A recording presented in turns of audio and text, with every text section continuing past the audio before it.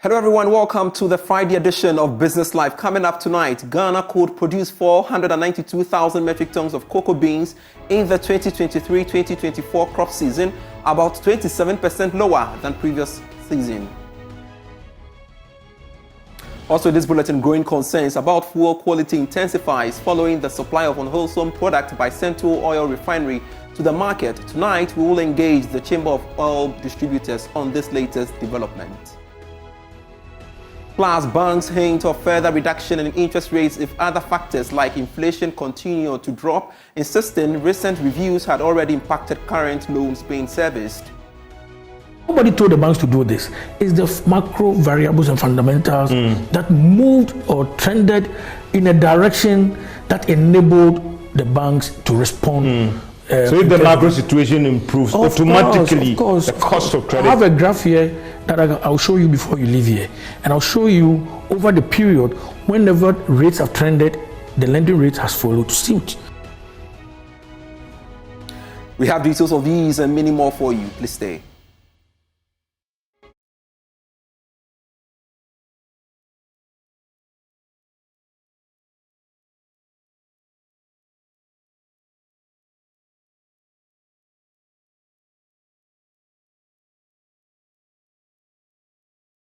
Thanks so much for your company. I am Pius Kojobaka, and look now at our stories.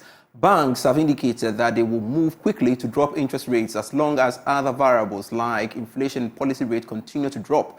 Inflation rate had declined significantly over the past 6 months, as well as a marginal drop in the policy rate. However, some have questioned the impact of these developments on the cost of credit. Speaking on PM Express Business Edition, President of the Ghana Association of Banks, John Iwa, said those that are servicing loans are benefiting. As banks operate in an environment where the cost of funds is high, a policy rate is 29%, Ghana reference rate is at 31%, where do you want the bank to lend? You know, Ghana reference rate is the benchmark rate, it's at 31. What rate do you want the banks to lend? So it's the fundamentals that drive the interest rate. Banks before 2022, the average lending rate was around 20%. Inflation, I believe, was around 13 or 12%. What's the name? The 91-day benchmark was around 13.5%. Banks lending rate, some banks were lending at 17, 18%. Nobody told the banks to do this.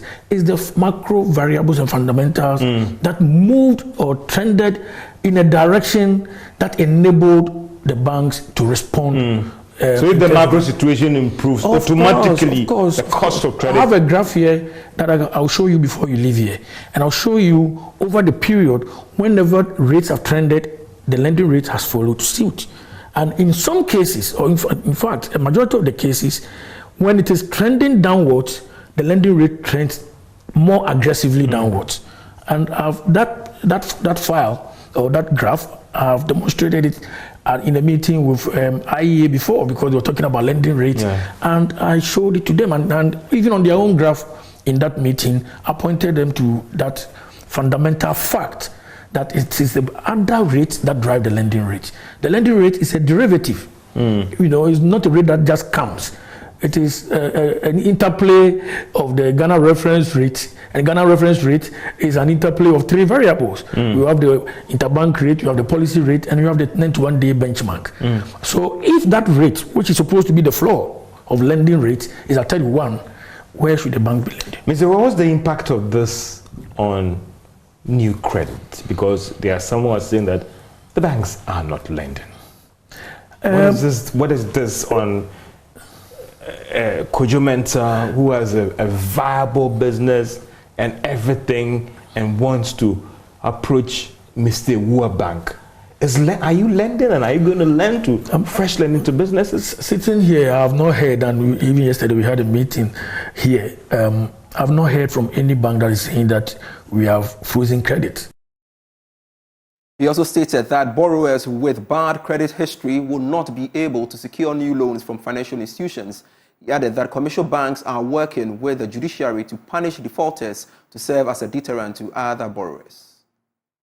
Until people have, or people believe or know that when they default, the consequence can be dire. You will not be able to borrow from any bank, and the recovery effort from the bank can be swift because it will be aided by the institutional structures like the court system, lands commission, registrar of companies, EPA, all the other institutional arrangements that we have to facilitate and enhance the credit culture in the country. If we are all working in sync, then if you know, as Mr. George Wiafi, that Kwabena Mensah went to Bank A to borrow, and the consequence is that his house has been sold within a record time. When you are borrowing and your house is a collateral, you know that you cannot mess up because the system will catch you up, and that will improve the credit environment. That's what has happened elsewhere. It's not like the banks are not sanctioning the right credits. The default in a greater percentage of the time is coming from the borrower. Yes, the borrower may also face some challenges because of economic circumstances, business disruptions, supply chain disruptions. They can also have cash flow challenges. But overall, the inhibitions and the stumbling blocks and the hurdles that are put in the way of banks in their recovery efforts really contribute to that kind of situation that we have in the country, where people borrow and they decide that whether we pay or we will not pay. I have been to court as a witness where somebody owes a bank significant amount of money, was asked, how much can you pay? I can pay you 100,000 a month. Okay, case closed, 100,000 a month. How long would this take when somebody owes you 20 million and says I can pay 100,000 a month? So these are very real facts. And if this person goes and the court says no, then the bank is mandated to sell whatever they can touch and attach to you. Then he knows that there's consequence for default. Mr. I also want to hold this challenge that you've identified also as a constant in this equation you're trying to work out here. Again, let me also come to what has also stopped the banks and even the regulator. I've had instances where I've gone through the books of certain banks where there was an individual who was cutting across borrowing from Bank A, Bank B. This wasn't the syndicated facility. This was over the period. It is identified that Mr. Menu is a problem, not because he cannot pay, but even the exposure, the regulatory limits that Bank of Ghana enforces you to enforce about don't expose yourself more than 10% to an entity, a facility, and all the rest. What has stopped the commercial banks? What has stopped the Bank of Ghana working to ensure that if an individual or an entity or a company is identified as having a high default rate, that person is blacklisted? Yeah, I mean, there are regulations. Are you doing that? We are. There's a credit reference bureau that the banks report on the quality, on data on credit. If you borrow from a bank on monthly basis, we are supposed to be reporting to the credit reference bureau. And the regulator requires banks that in generating new loans, you need to check on the reference of the borrower from the credit. Are you doing that? Are your members doing that? I can promise you that banks are doing that right now. If the Bank of Ghana comes on on-site review and they see that in the credit file there is no file that you've seen. Johnny, while having that interaction with my colleague George Wiafi there, away from that, this evening, there are growing concerns about Central Oil Refinery supply of unwholesome products, which could affect confidence in the supply of petroleum products in the market. So how do we get around this challenge, and what could be the possible impact on the operations of bulk oil distributors? Let's get on to Zoom and speak to the Chief Executive of the Chamber of Bulk Oil Distributors, Dr. Patrick Kwekufori. Thanks so much, sir, and good to see you once more. Now, I don't know what your own reading is, but really, what do you make of this Central development as a major player in the industry? Whatever it sounds, it's not that fortunate. It's an unfortunate situation that we all find ourselves in as a sector, but it's also expected, judging from a new beginning, the challenges that any industry will have. And clearly, like the regulator stated in their letter, it's still more or less at the initial stages, and they are putting in the necessary measures to ensure that some of these occurrences will not happen. And like they do with our import products, certain quality certificates need to be assured. This is where we will engage further to find out how these lapses happen and such a product got into the market. This, we also need to differentiate between is there's not necessarily impact on the quality of the product that was pumped. It's just that the pressures that require for it to be pumped was what I think they didn't get the right level. And I'm confident with what the regulator have stated, and then coming in strongly to ensure that a certain quality standards will be adhered to, and they are sending inspectors to their labs to also engage further, and then also ensure that other independent samples are also taken and tested before that. But I think not that it's normal, but it's also expected of any new industry during a new beginning, especially the first 6 months of operation. It's less than even 6 months. And I think their permit and other license require that at the initial stages, some of these things will happen, but does not necessarily mean that we should also accept certain standards beyond what is expected from the industry. And I think with the regulator stepping in, and then also collaboration with Centio and our members, we can find an amicable solution to navigate this. But I don't think it's something that the general public should be much concerned. I think the regulator is on top of it. For AOMC and the other players to have even spotted it, clearly give some form of confidence that there are enough quality personnel in the system to pick up any of such lapses. I get your point, Dr. Ofori. Now, there are some that are worried about how it could affect confidence in the sector. I don't know whether you share the same view. Example, the Association of Oil Marketing Companies, in their statement yesterday, talked about the fact that, the NPA has to, speed up with its own investigations and come up with the solution to the matter in order to build confidence in the sector. I don't know what you make of that. I don't necessarily think so, because currently, if you check the supply dynamics, the chunk of the product are still coming out from external sources, which when those products comes in, the regulator and then the Ghana Standard Authority test those vessels before they are even dispatching. So it's not just something that we can just use a small percentage of incidents to really rubbish the whole confidence that the sector has delivered, or the quality standards that the sector has delivered, especially judging from the mix of or the diversity of supply source.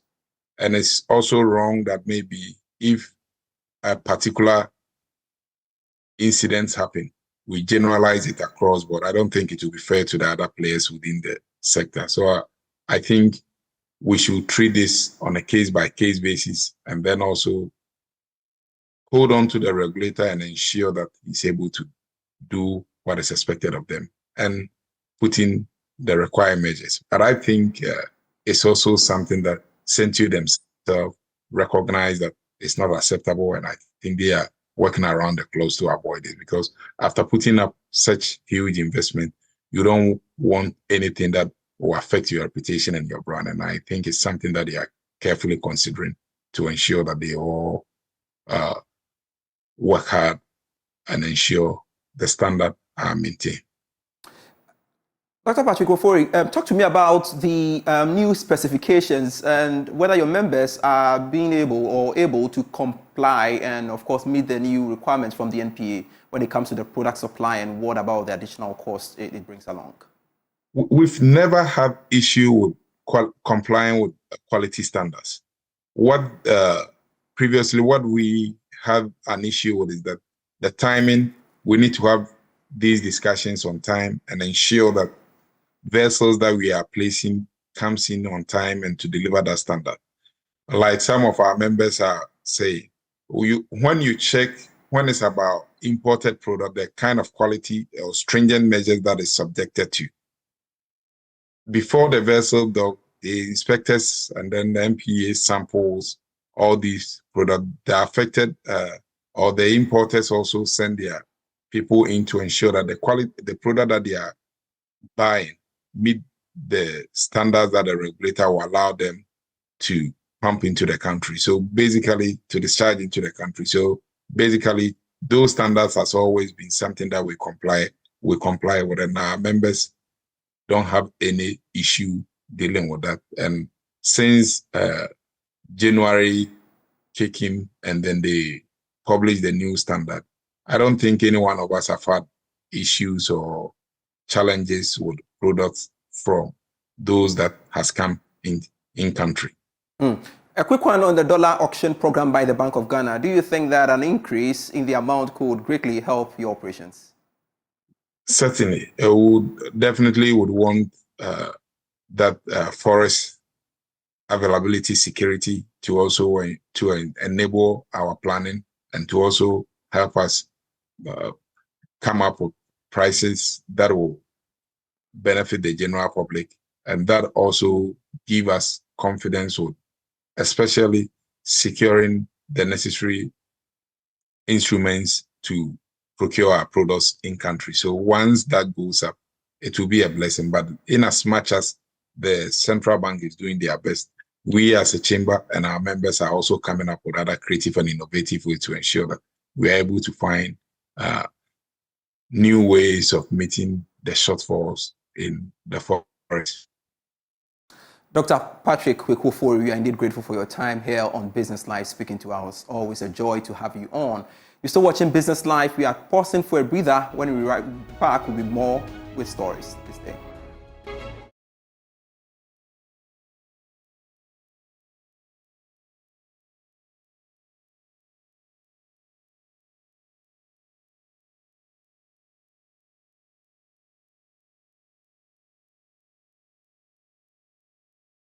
Hello, welcome back to Business Live. Ghana could produce about 492,000 metric tons of cocoa beans in the 2023-2024 crop season, but about 27.9% less than the 683,000 metric tons of cocoa beans recorded in the 2022-2023 crop season. That's according to some stakeholders in the cocoa industry. More in this report.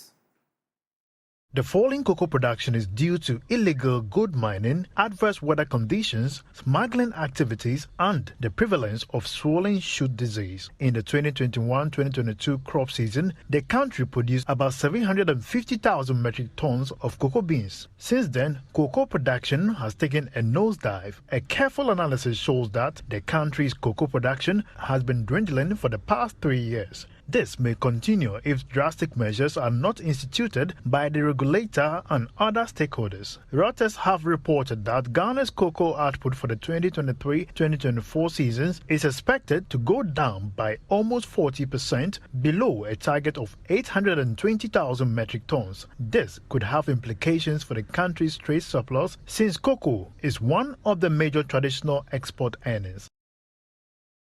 More within the space, government is set to invest 2.8 billion cedis in the 14 regions under the emergency support to rural livelihoods and food systems exposed to COVID-19 project.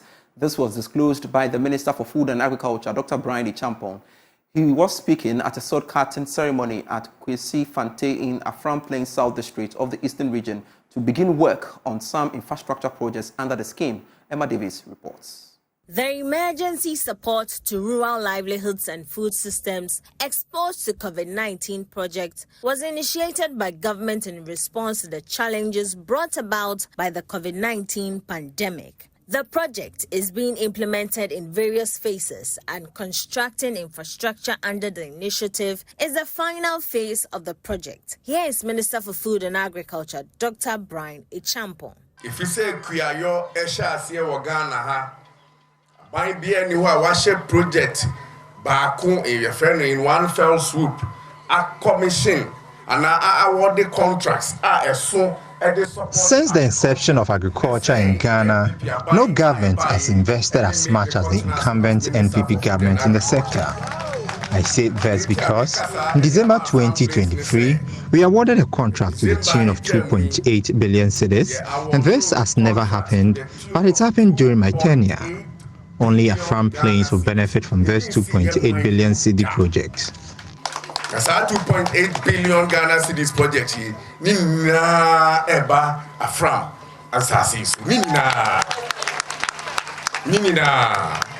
Eastern Regional Director of the Department of Agriculture, Hajia Habiba Yusuf, received the investment with joy and indicated that the project, when completed, will help transition farmers from subsistence farming to commercial farming. She was speaking on behalf of the Eastern Regional Minister. The provision of reliable water sources, improved transportation networks, and enhanced agricultural practices will empower the targeted farmers and their communities to break free from the shackles of subsistence farming. This, in turn, will make them not only food self-sufficient but also resilient in the face of climate-induced challenges. Furthermore, the project shares a common vision with the Office of the Eastern Regional Minister. Here in the Eastern region, our aim is to transform vulnerability into resilience and to create a future where every smallholder farmer in the region can thrive, producing enough to feed their families and contributing significantly to the broader agricultural landscape. I know this project will help us to achieve exactly that. As part of the project, 2 100-hectare water harvesting schemes will be constructed for smallholder farmers in Tojino, South Ton District, and Klenomadi, Ketu District in the Volta region. Additionally, 16 commodity drying platforms will be built and 29.5 kilometers of farm tracks will be constructed in various regions. Furthermore, 20 boreholes will be installed in the Northeast Gonja, Nanton, Atebubu, Buno East, Northern, and Savannah regions. Emma Davies filed that report. Now, the Ghana Statistical Service has announced that it will publish data on underemployment in the country in May this year. The service believes the data will help detect labor that are being underutilized and properly engage the workforce of the country for optimum output. Now, speaking on the AM show, government statistician Professor Samuel Kobnenim is hopeful the data will help shape national policy on training and education. Sorry, I always want to put things in a bigger context, then I narrow down on the question. Unfortunately, over the years, the conversation around economic statistics from a Ghana Statistical Service point of view, and predominantly from a nationwide point of view, has been restricted to gross domestic product and price indices.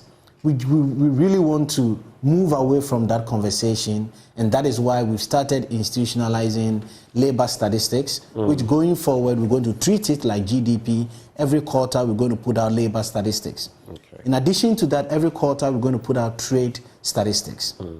We are hoping to see a situation where Ghana Statistical Service has about 6 core economic statistics that it produces: GDP, price indices, labor statistics, trade statistics.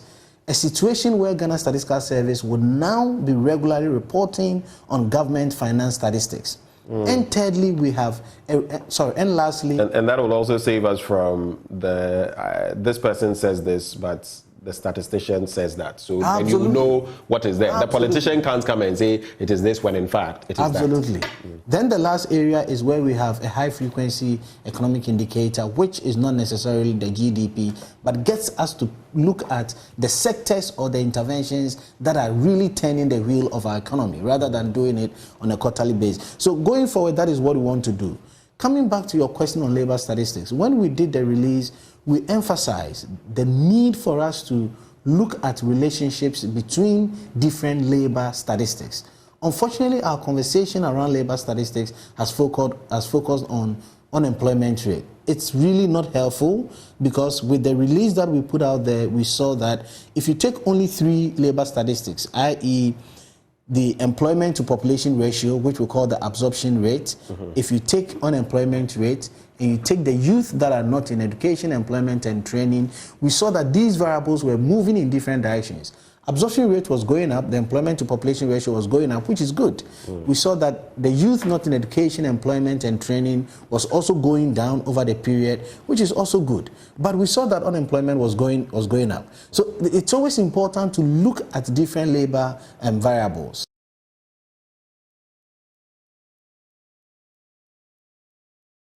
And that's all in this package by way of Business Life with me, Pius Kojo Baka. For more stories, do log on to myjoyonline.com/business for all the great stories you need to know in Ghana and beyond. See you same time next week. Do have a lovely weekend. Bye-bye.